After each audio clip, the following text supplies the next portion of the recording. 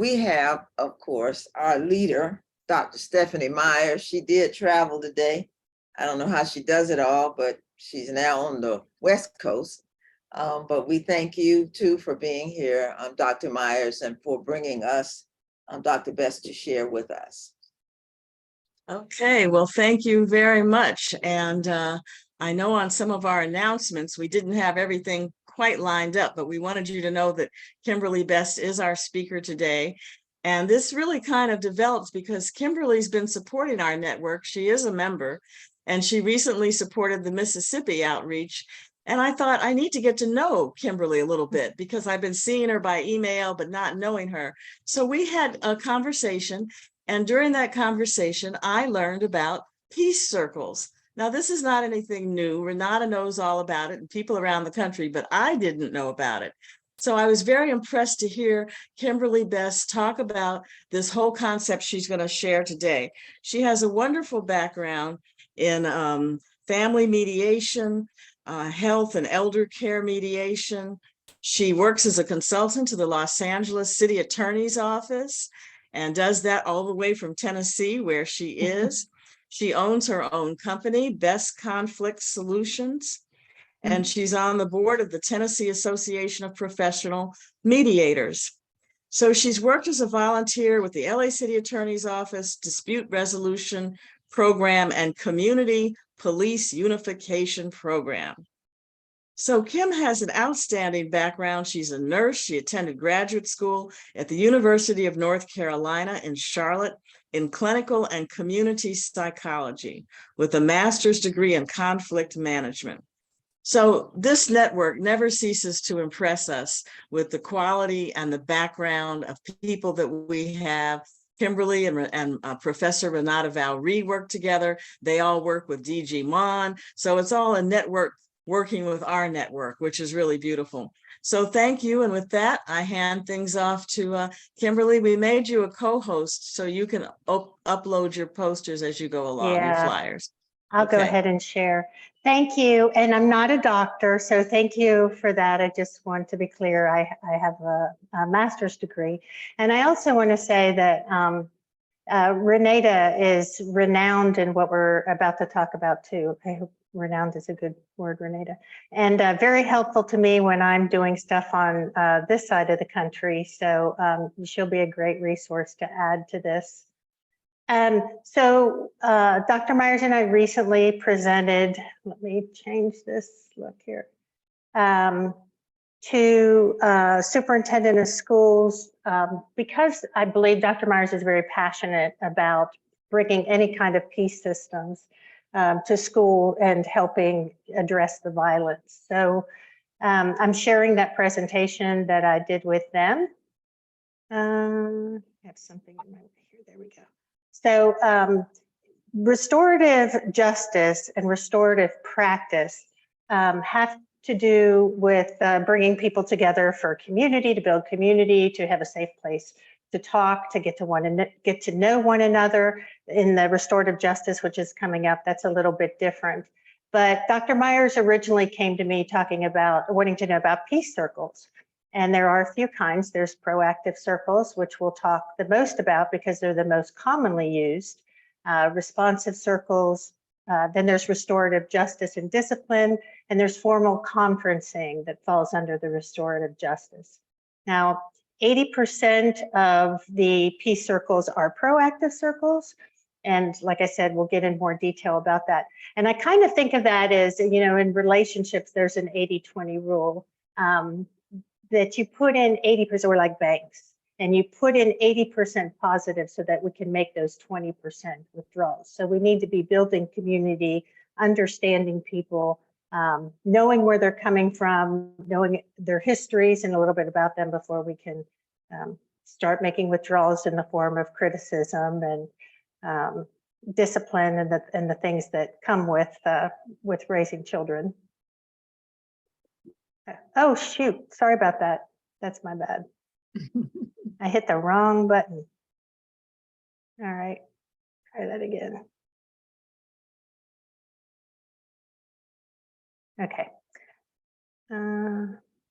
Okay, So the idea of the proactive circles for building connection and community, it's building a culture.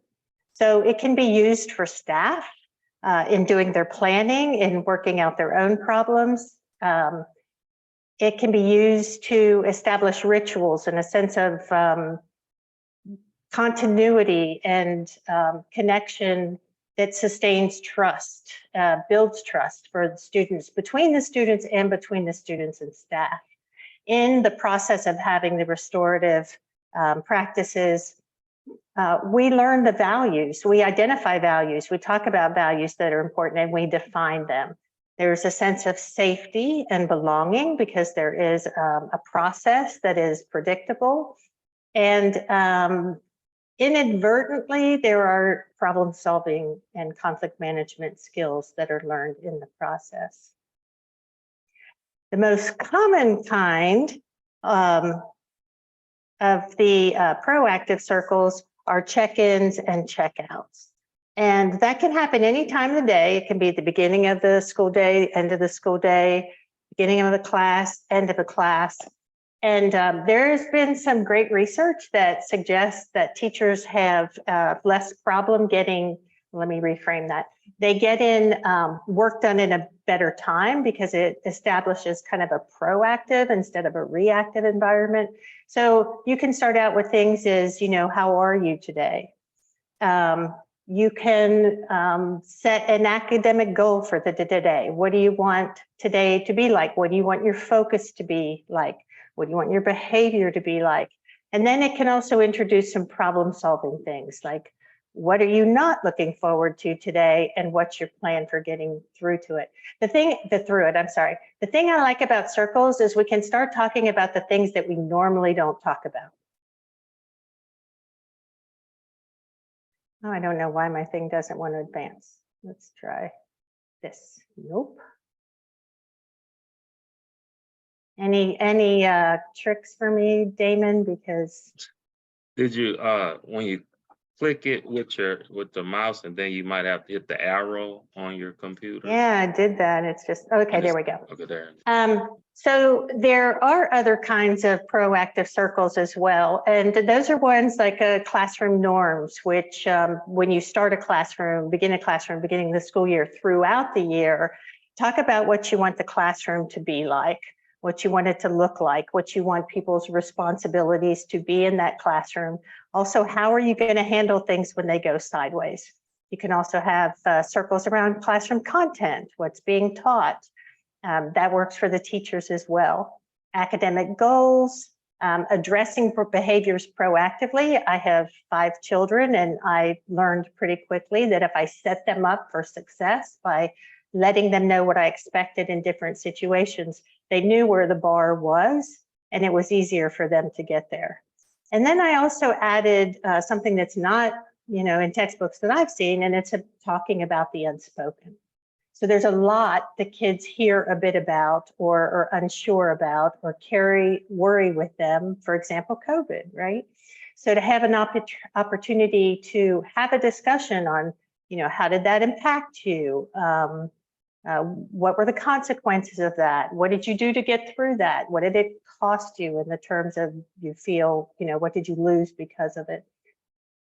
But there's also, I'm a nurse, as you all know, and there's research that says for sure that a nurse knows when things are going sideways before the vital signs crash. There's a sixth sense.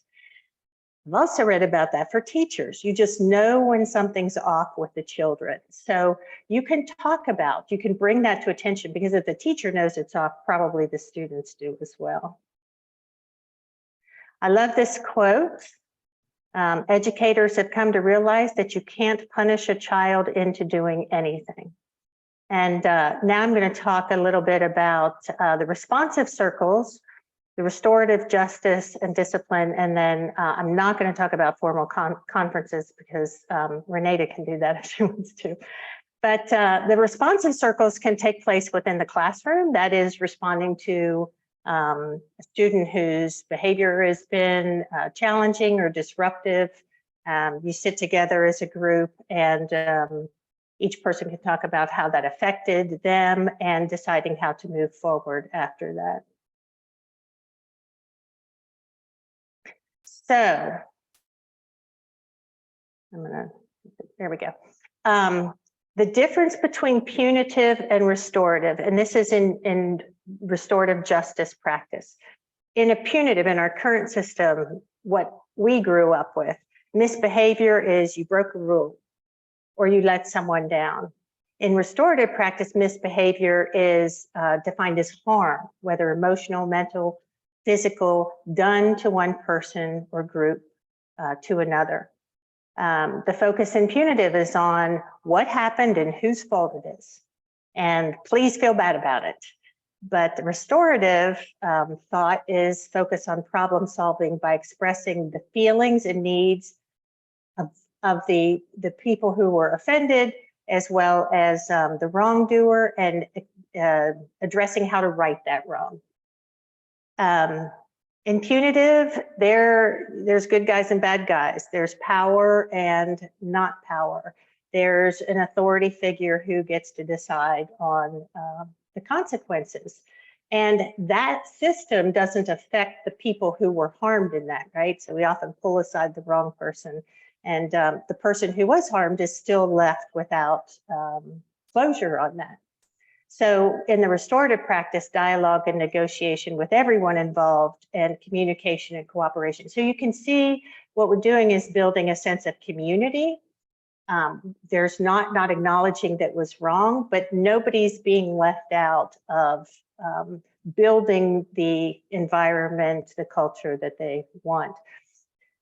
So lots of strict rules, and you follow them. I remember when my little ones, you know, in kindergarten weren't allowed to touch anybody and had to walk down a straight line, and it kind of drove me nuts a little bit. But this is more attention to relationships, right? So the right, wrong, focus on repair of social injury and damage. I'm going to just skip through so you don't have to read it all, but I'm happy to supply this printout to you all for Dr. Meyer to distribute if you want. Accountability, you know, a lot of times when kids are punished now, or you decide who the wrong person is, they're not taking ownership that they had a behavior that caused a problem or did something that, you know, hurt someone else.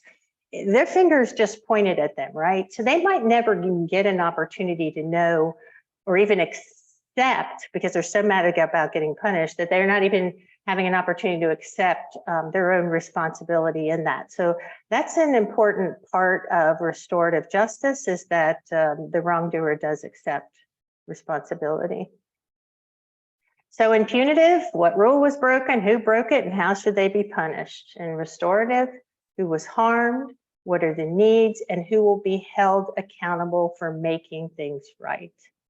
In punitive discipline, we have lecturing, we have detention, suspension, expulsion maybe, and restorative, there's student-to-student mediations, peer mediations, staff-student mediations, the peace circles, reinstatement conversations, and community building circles. Now, restorative justice doesn't imply that the restorative, that the discipline is not necessary. You know, that's to be decided by the folks who decide that. But even if there is a disciplinary act, restorative justice comes through in the form of the reinstatement conversations.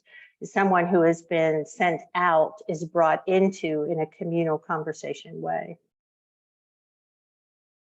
Now, and more, it is my belief that the circles are fantastic. All of these things alone are fantastic. I personally have a passion for bringing some type of conflict curriculum into schools.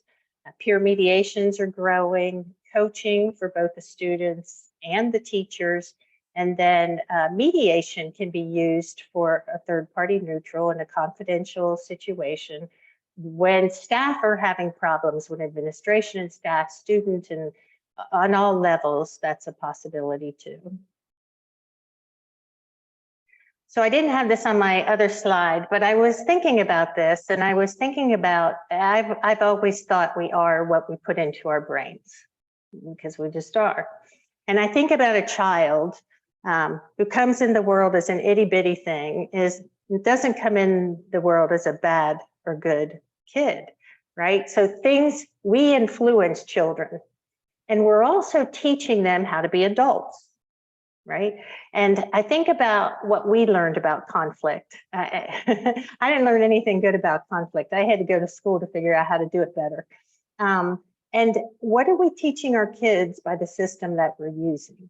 You know, so I think that's important in evaluating what to move forward. Because I do think it is about building a culture. You need buy-in of everyone, and that culture includes who we are, what do we value, what are we trying to accomplish? We can talk about our gifts and our weaknesses. And then always it's about moving forward. What is our vision moving forward? So that even punishment isn't so much about dealing with the past as it is moving forward in a better way. That's all I got. Now I probably won't be able to turn it off. Okay. Okay. Renata. Hello, everybody. Hello. It's been a minute. It's just been a crazy, crazy year. I'd just like to add, Kim did a really great presentation on restorative processes. I think sometimes we don't recognize, or maybe we don't even know, that the language is very interchangeable. So when you hear the term restorative justice system, you're talking about the framework, the model. What Kim is presenting is the restorative justice practices. And they vary, as she said, from peace building circles to community circles, to healing circles, to peer mediation programs. All of those are practices or approaches that fit within a more formal structure. And so even though the terms are used interchangeably, they're really very distinct. So restorative justice is the framework. Restorative practices are the approach, are the approaches. One of the benefits that we've seen over the past few years with using restorative justice in our school systems, when you look at data around Black and Brown students and suspensions and truancies and things like that, they tend to have the highest numbers of kids being expelled from school, or they're in detention. Restorative justice also presents a lens of being more fair in how we approach children. It also teaches all of us how we communicate. As Kim just said, what we put into our children is generally how they're going to produce and come out in this world a better person. And so with restorative justice and these different processes, circles, peer mediation, we're teaching children how to manage conflict. We're teaching them how to listen when there's differences, and there's always going to be differences, but it doesn't mean you have to argue with someone. It doesn't mean you have to pick up something or you want to fight with somebody. It's teaching them how to constructively manage their anger. That's where the peace comes in. Those processes, whichever one the school, the teacher wants to use, also teach the children how to frame what they're feeling emotionally. One of the first things that triggers people oftentimes is language. I'm upset, so I'm going to say I'm upset to Damon in very unkind words. And then what happens? Damon gets triggered. Now we're both triggered. Now there's a conflict. And if we're kids, and kids are, cognitively, they don't know how to just calm themselves. They don't know how to self-regulate their emotions. So what do? They react. If we can teach them through these processes how to communicate, how to frame what they need to say, how to regulate their emotions, how to know when they're triggered, how they can learn how to be self-aware so that they don't react. And if they do, which, we eventually do, even adults, you have this safe place where you can talk about it. One of the things I love about restorative practice is that it really does create a no judgment zone. If it's set up correctly, the children are with their peers, they're building community, they have their check-ins, and they can say, you know what, Kim, you took my pencil and it had my favorite Hello Kitty pen in there. And that really hurt my feelings. As opposed to saying, give me back my pen, and then, somebody's putting hands on somebody else. They can feel free to say that and not feel as though they're going to be attacked. The other thing it teaches teachers is how to use more mindful language. So, for example, you might have a teacher that says, you know what, every time you bother Kim, it just, you disrupt the class. Could you please stop bothering Kim? It teaches teachers, when they learn this process, to be mindful and intentional with their words, because words do hurt, words do wound. So that teacher, that educator can say, you know what, one of the things that has been bothering me all day is how you've been speaking to Kim. You want to tell me about that? And I know it may seem to some that it doesn't seem genuine, but it is. Once the teacher sort of gets into the habit of thinking about how you speak to a person before you say it. My grandmother used to always think before you speak. I know we've all heard that, but a lot of times we don't practice that. So we speak just going by emotion. We're feeding off of our emotion instead of taking that break and stopping and thinking. The other thing that these practices and this framework teaches us as adults, and it teaches children, is the art of being respectful. Mm-hmm. Just because I may be upset with you or you upset with me doesn't mean we have to be disrespectful to one another. We might not agree, that's fine, but we still can be respectful. Restorative processes teaches children how to engage in honest expression. Sometimes you may see a child that's, whatever's happened at school or maybe at home or somewhere in the middle, and they don't know how to tell you or tell the teacher or tell a friend, what's going on. But if you create this community with these restorative circles, especially peace building and community building circles, children are more than likely to be able to come into that space and speak honestly, openly. The teacher, the parent, whoever uses this practice, and I do encourage parents to do it as well, won't have to ask what's wrong. They're going to know it's a safe place. This is our time during the school day. And I can say, this is what bothers me, or this hurts me, or I'm afraid. And not feel as though my peers are going to laugh at me. Not feel as though my teacher is just going to brush me off.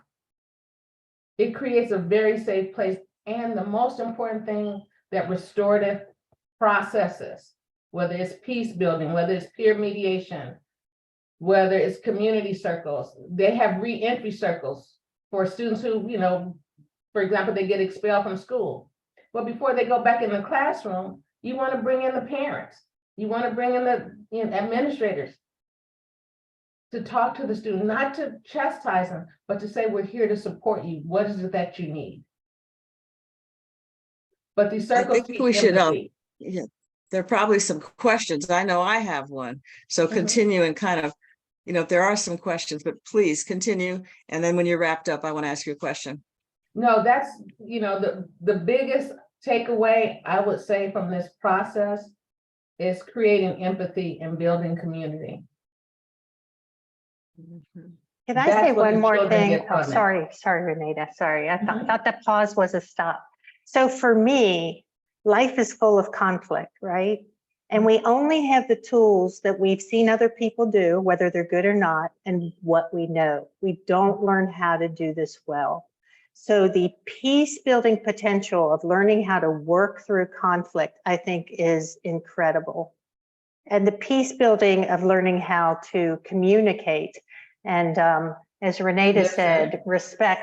One thing I say when I'm talking about conflict is, just because I don't agree with you doesn't mean I'm against you.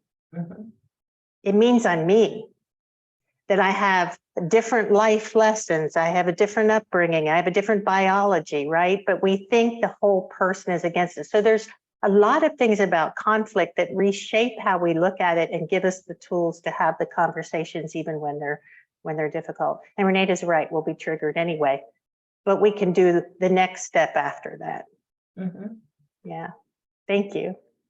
Dr. My Meyer, question, my question is, this is beautiful. And I'm saying, like I heard peace circles just really 2 weeks ago in that frame. I know it's been out here for a while. Why isn't the whole country doing this? Why isn't every school in America doing this? Or are they doing it and I just missed it? What's the problem here? Why isn't it happening everywhere? Not every school, and I can speak for California, and because we have one of the largest school districts, not every school district has or uses restorative justice as a model and then integrates those practices, because it's really discretionary. And we just have to be honest. People don't like change. They don't like changing. This is a new way of thinking. It's a new way of working with children. It's easier to say, okay, guess what? You came to class, you had your head down, you obviously don't want to learn. Well, if you ask that child, put them in a space where they can be honest, maybe they didn't have breakfast that morning. Or maybe they didn't sleep the night before. It's getting, as Kim said, it's a change in culture for a lot of schools. You'll see peace circles in some of the schools in LA. You'll see peer mediation in some of the schools. It varies. And then in some of the schools, so you don't see anything. Yeah, I think it's a change in culture for everyone. Just even understanding where conflict comes, the biology of conflict, and yeah, that it's normal. And it's just, I think, I don't know why we haven't taught it. I call it the C word because people don't even like to hear the word conflict. So, but every time, and this is probably for Renata, that I talk about conflict, people are just mind blown. It's like, I'd never learned that. So if you don't know the right way, I don't know why we don't know the right way. Now, are parents also being taught this? Or is this mostly for students? It's mostly primarily for the schools that do have the program. It's within the school, so it's the administrators, the educators, and the students. The reason I ask is because so many families and homes are so much conflict that maybe, I hope it's not the only hope that the students could teach the parents, but I think that's where much of it begins, in the home and with parents, whatever parent is there. Well, I think one of the ways to address that is in the churches and community-based organizations that have direct contact with parents, to offer that kind of program through their ministries. It's a wonderful program. I could see, I see Danielle has a question. I wish you could just take it to Congress right now. I love to see it there. Danielle. Hi, good evening, everyone. So I just wanted to say thank you. This is a great program, and it should, I agree with Dr. Myers and everyone else, it should be all over the place with the school, especially in the school system. And midst of all the problems we have and that have exacerbated as a result of COVID, and how some of the kids are so far behind. last night we were able to vote in a new superintendent of schools, Dr. Miriam Yarborough, and we were all there. So we're excited about that.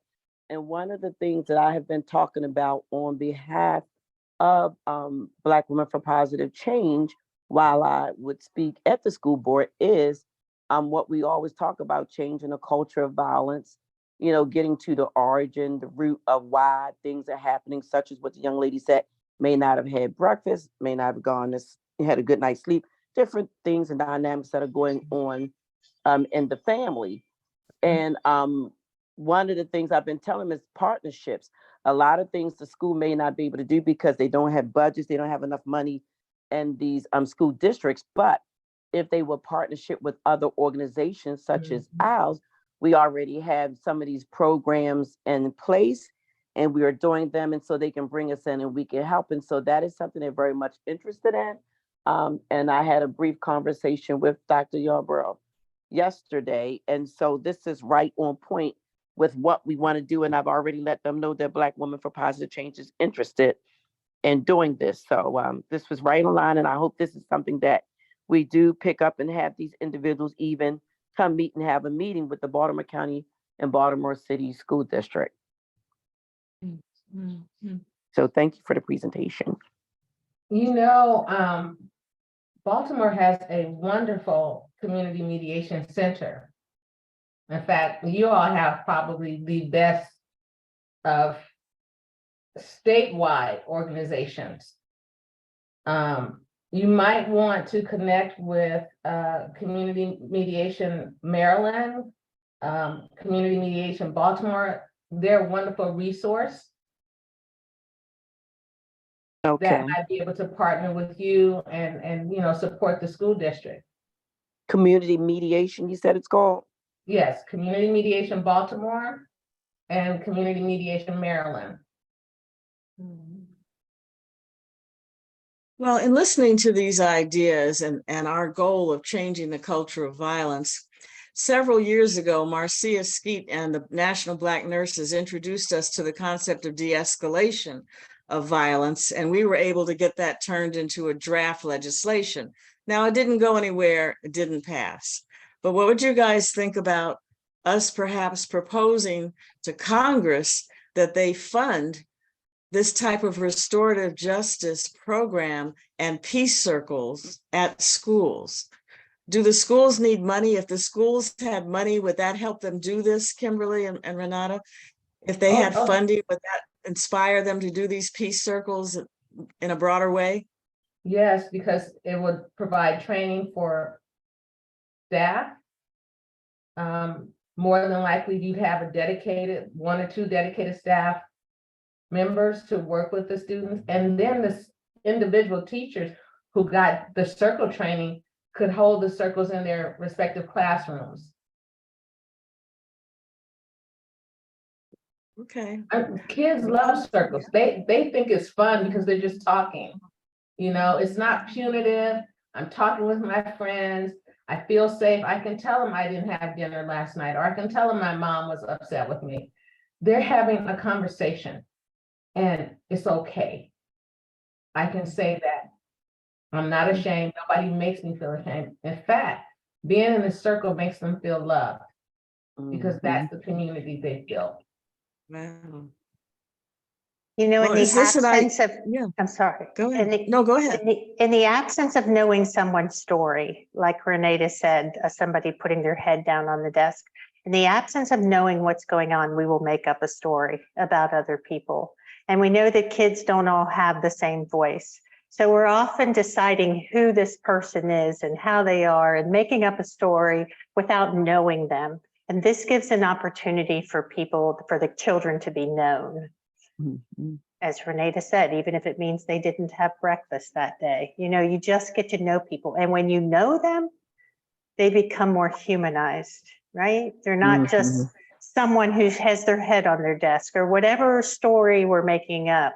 We get to know them as people, and that helps build the respect, along with having to learn all the tools that go with it. But yeah, that's a great start. Stories are a great start. Yeah, Miss Bess, I wanted to ask you too. You said I'm using the word conflict. Maybe if you add conflict resolution to it, Yeah. to let them know, even though there's, a problem, issue, and conflict is always, something can be mentally or physically. If you add resolution, you're also saying that we're trying to find ways to overcome that or change it or help with the conflict. Yeah, Danielle, I think you're 100% right. I think we can do one and leave out the elephant in the room, which is the fact that there is a conflict or that there will be conflict. And although we'll have a system to help deal with it, we won't necessarily have the tools or even understand what conflict is and where it comes from. And that's what I think learning conflict, having a conflict curriculum would be incredible. And just the other piece of that is whether you're a child or whether you're an adult, we've got to understand that nothing in this world ever changes until it's brought to a point of conflict. So people just totally disagree. You don't see any change. So conflict is not to be feared. Conflict creates innovation. It makes us step outside of our comfort zones, to think broadly, to think widely. Yes, we may be uncomfortable, but it's nothing to be feared. We cannot go through life as though everything's perfect. So why not, prepare our children for the real world, which things are going to go wrong. Things are not going to go smooth, but they can manage it. I agree. They need to know how to handle the conflict. Exactly. Mm-hmm. Wouldn't that be an amazing world if we knew how to talk to one another when we disagreed? Mm-hmm. And we're going to step on each other's toes. We're going to, because we're human, right? So normalizing conflict, normalizing the fact that we're not perfect, that it's trial and error, that every moment's an experiment because we haven't been in it in a moment before that, and I think it will build some, not only self-awareness, but some space for grace. Right. Yeah, And Dr. resilient. Dunstan has her hand up. Let's let Dr. Dunstan ask her question. You're on mute. You're on mute. Thank you. I also wanted to thank the speakers for this very provocative presentation. My question is, how do you measure in your system? How do you measure the effectiveness? I'm a person interested in metrics, and how in this system, how do you provide the evidence that this which you are introducing is getting us closer to the kind of people, society that we look for? And I just wanted to acknowledge Robert Fairchild on our call this evening. I want to thank him for joining us. And he is working with Reverend Bowie and Black women in looking at unity in the community coalition. And so in our meeting we had this week, Robert brought up the fact that we have to have measurable objectives so that we know when we have reached our goals. So I was just wondering if our speakers could comment on how this system is evaluated to show its effectiveness. So it's evaluated at the end of, at least in LA Unified, at the end of the year. And depending, some districts may even do it, at the end of every semester. They're looking at things like truancies, fights, kids that are being expelled from school, or kids that are being suspended. They're looking at all of those numbers. They're also looking at, which I'm very happy to see, is they're looking at the demographics in terms of ethnicity, to see if that's shifted, to see if this system, which is supposed to be restorative, is being fair. That all of the kids who get expelled, they're not just Black and brown kids. It's equitable. So we're seeing numbers that don't necessarily reflect a higher percentage for one group or the other. Yeah, I completely agree with all of you that there needs to be feedback, right? So we can measure what's going on. And things work until they don't. So the process will have to be tweaked as things change. That's just better than having a fixed system. So in addition to what Renee talked about, it's trips to the principal's office, easy to measure, reports of bullying, reports of violence. Dr. Myers and I when we were talking to the supervisor, she said they had a 99% reduction in reported violence in their school after a year. Wow. That was in Pittsburgh. Yeah, it's Correct. impressive. I was afraid to say Pittsburgh because I said the wrong school when I say university of something and it was the wrong school. So I was like, was it Philadelphia or Pittsburgh? Yeah, it was the Penn Hill School District, and the That's right. superintendent, Nancy Hines, is one of our members, and she's very, very interested in this whole initiative. So what do you guys think? Should we write a congressional draft legislation and try to push it, or do you think this is already out there and we don't need to do anything? It's not in Tennessee. And, I would say that it's not out there the way it should be. That's right. And doing it well is important because I've had people in talking about this, when you look at some studies, there's some say it makes a difference. There's some that are uncertain. It's like with everything else, you have to have competent practitioners teaching a great program. I mean, that's just critical for it to be done well so that it has a better outcome. I certainly like to see it in more places, in schools and with parents. And of course, when I said Congress people, I wasn't kidding. I really meant it. Yeah, take it on to Congress. But no, it's a good program. I'm excited about it.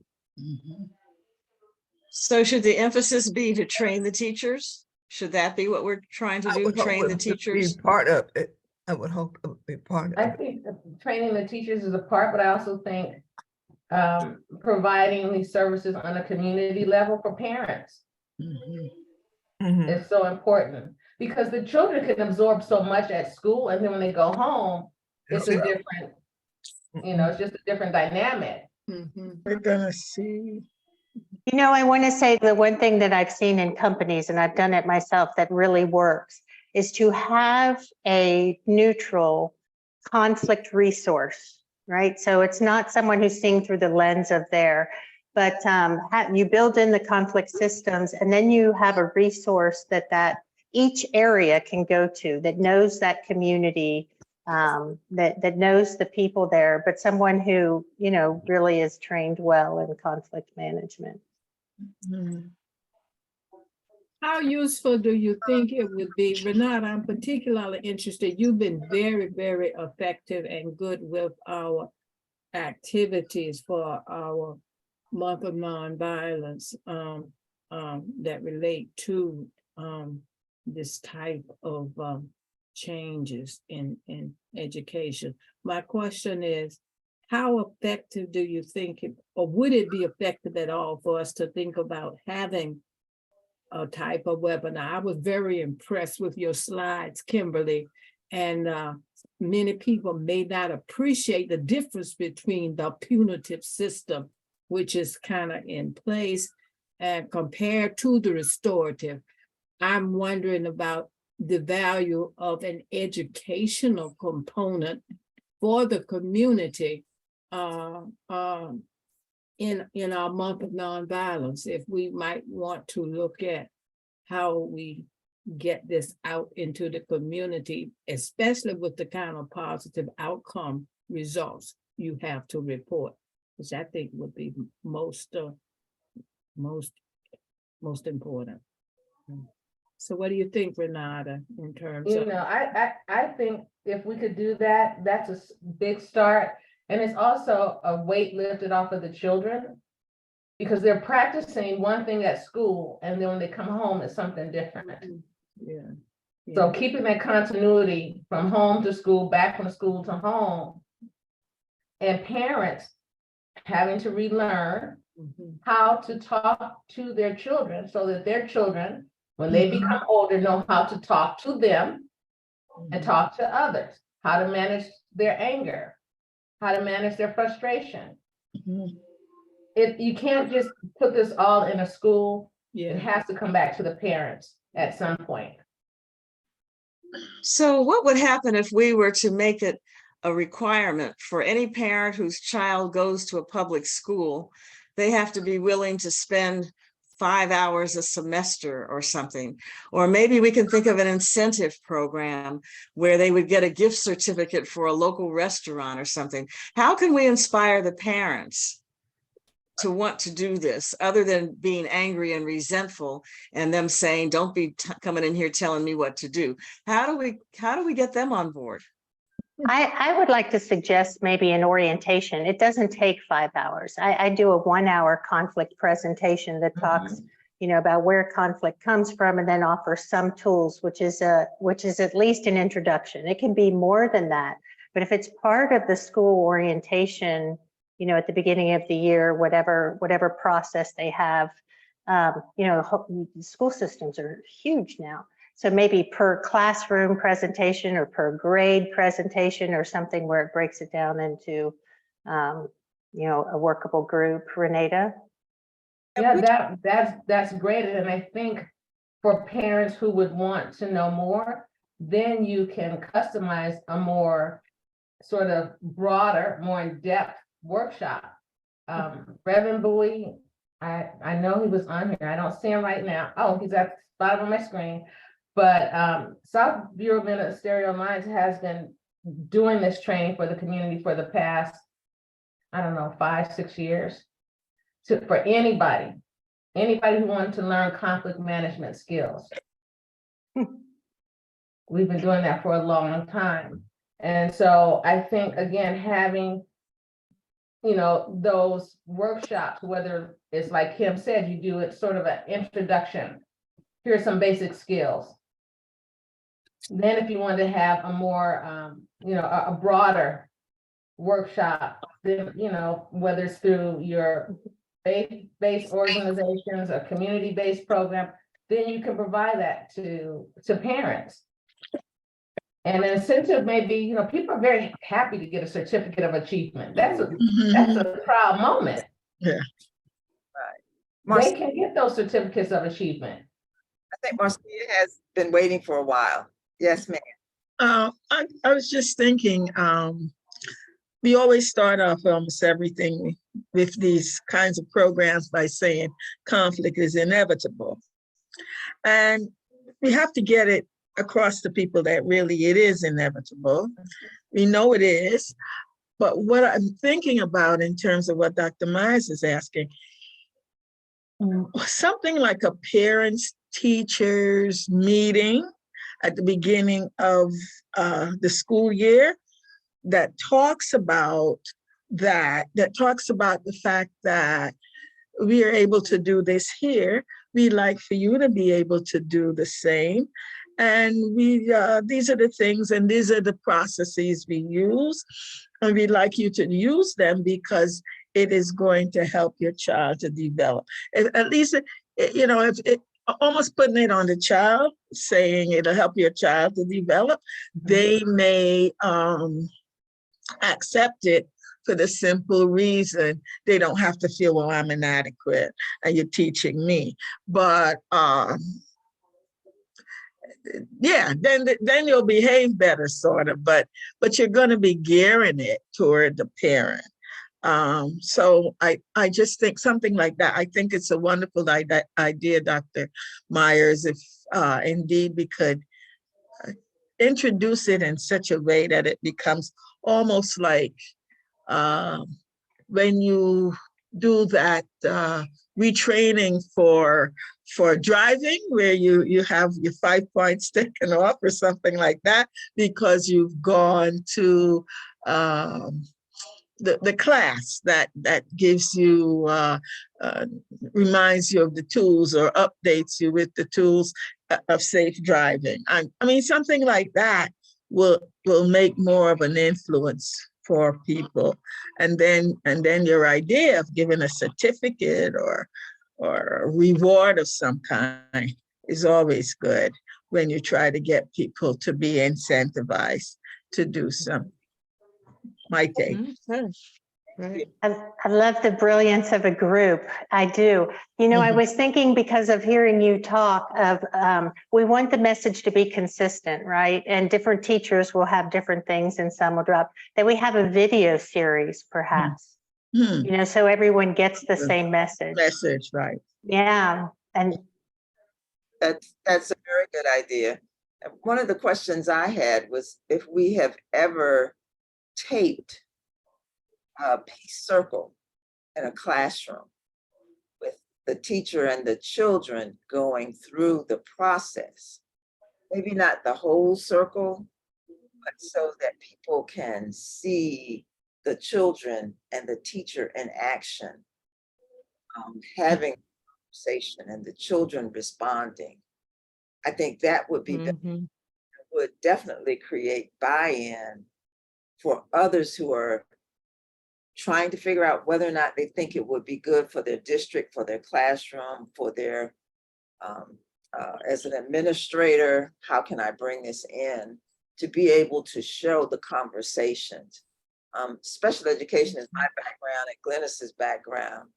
And of course, we were taught that because we had to manage behaviors and and so managing conflict and getting to a resolution where the children were able to keep going and then we, the teachers, were able to keep teaching was a big part of that. But I think if there was a classroom where a teacher is doing it well, to be able to record it and allow us to use it, of course, with parent permission, I think would be helpful too, as a part of the video and seeing what it's like as they're learning. There's some really good YouTube videos that have where parents have given consent. Oakland School District in California, they started off with just one school. Now the entire district is restorative justice and restorative practices. Dr. Fania Davis leads that effort. And she has some amazing videos. I use the videos in my restorative justice class so students can see. I have a lot of students that are educators. These are ways that you can manage and work with students and support students as to always saying, okay, I'm going to send you to the principal's office. Okay, thank you. Well, you shared those videos with me and I will forward them to the group. Yes. We do have some videos that Renata sent, and so we will share those. And for anyone who's willing, I think the request that Dr. Dunstan was saying, in October, we need to have a restorative peace circle session for parents, teachers, or whoever. So whoever's willing to help put that together, we can certainly try to put some resources behind that. And also the idea of taping a group of kids in a circle. If somebody's willing to do that, we can help with getting a videographer to be there to film it. And that would be wonderful. It doesn't need to be more than 10 or 15 minutes, I wouldn't think, right? Yeah, it can be very short. It could be, a check-in circle with them, a Check-in moment where circle. somebody's having a conflict. You can video record any circle. You just want to make sure, with kids and parents, legally, everything. Get the approvals, right? Yeah. Excuse me. Have to necessarily be a conflict. Yeah, No, I have my hand raised. Can I get a word in, please? Yeah, sure. Go ahead. Floyd. Yeah. Yeah, Give me I just think the idea is a very excellent idea. It's based on a tradition that came out of Native American culture. It's something that we grew up on in Oklahoma from kindergarten, where the kids would sit in a circle. And actually, the kid would have like a talking stick. a stick or something like that, a bowl or whatever in their hand. The person that had whatever the implement was in their hand, they were the ones who got to speak after the person stated what the problem or the conflict was. And we didn't use it necessarily as conflict. The peace was more emphasized than the fact that there was a conflict. So that, because sometimes when you use the word conflict, it signifies aggression. And so we tried, at least my teachers did, because I was a kid. So they tried to disarm it and talk about peace meetings or there were some other terms. I mean, this is fuzzy now because I guess the last time I was even in a circle like that, it might have been junior high school. But as I was listening to what you were saying, I can remember those are the kinds of things that they used to use. So we never had quote unquote gang fights, you know, if somebody had a disagreement, or if there was a tussle over a toy or whatever it turned out to be. I think what we're having now in this modern, if you want to call what we have modern in our school system now, is that we've got so many mixed negative signals in terms of aggression because of perceived differences that having something like that, maybe the other end thing would be that maybe that person or those persons could break off into smaller groups to begin to come up with something that they can bring back to the larger group. So that also would be help spread some of the One of the things I can say with our children, oh, my phone is going on. We have in our schools is having that opportunity to have children get to work with and be a part of designing their conversation. So if you want it to be peace building, then let them give you an example of what that looks like. We need to always include them. And you know, whatever it is we're doing, whatever it is we hope to achieve. And I'll give you just a quick example. In community mediation program in Baltimore and Maryland, one of the things they do to make, you know, sort of this change in culture is that they have the kids act out a conflict. And they it's role modeling. That's role modeling. Yeah. Yeah, they're role modeling, but then they switch and then they go into their peace building mode. Okay. In Los Angeles, we have what's called a peer mediation invitational. So all these children have been trained in peace building. They all come together for 3 days at the courthouse and they demonstrate for their parents, for the judges, for probation, you know, what they've learned and how they apply it. So we need to also include the children in designing how they want to show up in spaces. Well, you can actually have them write poems. We've had kids write poems. We've had them do diagrams when they're much too young to write. They do dance. Yeah. And then share the poems so that the other kids can learn them like a little mantra. Because those are some of the other things we had to learn how to do. All right, y'all. We are into planning something. So and I'm burning dinner listening to you ladies. I forgot I had food on. I'm getting to a close because we are at our hour. I want to ask, before I ask my last question, Robert, you had your hand up for a while and then you took it down. Does that mean that somebody said what you wanted to say? Yes. Yes. No, thank you. Just very, very interesting conversation. Very informative and very useful. I tell you one thing, I'm the director for our Fathers and Mentoring Initiative for our fraternity. And we do something similar to this, especially when you're mentoring kids. We recognize that you can teach kids to do something, and when they go home, somebody said that earlier, that's another world. So one of the things you got to figure out is, just like you put the focus on learning how to deal with the kids, you got to do the same thing with the parents. Because the parents can be that's another world. They got their minds made up about life, and it's more difficult to get them to go along with the program than it is the kids. The kids are kind of in a captive environment. It's easy to get them, but the parents are the ones that are going to be a problem. Because what we started doing, we started almost made it a condition that for us to work with these kids, you got to come and be a part of this program. And then we start working with you because you got to change that parent's mind. Because if I've seen parents come in and defend the kid when he was totally wrong, which is a bad thing. So I mean, you really got to get inside the parents' head. So don't take lightly work with those parents. I mean, that just as strong program you got for the kids, you just need to have the same kind of thought process working with the parents. Bruce Lipton said that most children are pre-programmed without knowing it from in utero until at least the age of 7, when they begin to sort of like begin to reason certain things out. But if they've been influenced by parents, just like you just said, who don't understand that, then you got a tough nut to deal with. So you got to let the parents know that they're giving the kids the cues that are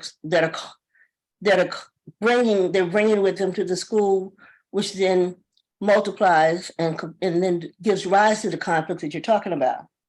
So Kim and Renata, we want to thank you. You're always with us. It's Dawn talking. We want to thank you all for sharing good information with us. And it sounds like this is an idea that we are excited about and would like to do something with. And of course, that means that somebody's have to help with, especially if we want to do something for our October month of nonviolence and or going forward, because I think this will help the idea. And I think everybody does. But then, of course, you got to have some people leading the effort. And so to reach out to Stephanie, I was looking for on the screen, to let her know if you're interested in helping. And we will put a committee together, and then we'll start working on our off weeks to put something together. And I know that any ideas that are here now, if you have not put them in the chat, we'll email them to Stephanie, Black Women for Positive Change, to the email. We will compile, get a group together to start working on it, because the excitement this has generated has been really good. I want to thank everybody for participating today. Definitely an opportunity to say something, because she's always the leader. And then I ask Reverend Reynolds if she will close us out in prayer. So Stephanie. Okay. Okay, you just rose up, Stephanie. Okay. That's what she. I think she's So frozen. it's really tremendous. So thank you very much. Yes, in an ideal world, we would have 1,000 schools that would have peace circles in October. But I know I have ideas that sometimes are a little too big to do. How about 100 schools that have peace circles in October? But let's have some dreams and let's try to go after it, and let's see where we can go. So thank you. And thank you, Dawn. Yeah. Reverend Reynolds, will you close us out, please? Of course. Dear Heavenly Father, Lord God, we look to you as the God of peace. Lord God, we know you as the Prince of Peace. We know you as Shalom. So Lord God, we thank you, God, for this whole session on peace, Lord God. Those who are conducting it, those who are able to go forth and spread the good news that there is a way, Lord God, out of fight and violence. There's a way, God, to reduce conflict, Lord God. And of course, God, it helps us to love one another, to think well of one another, to learn how not to use violent speech and not to have violent ideas of the way that we end and begin issues is through violence. So God, we thank you for everyone who took the time to be here tonight. Lord God, we hope that we will find the resources to make this exciting and productive work of peace building a reality from city to city and from coast to coast. In Jesus' name, I pray. Amen.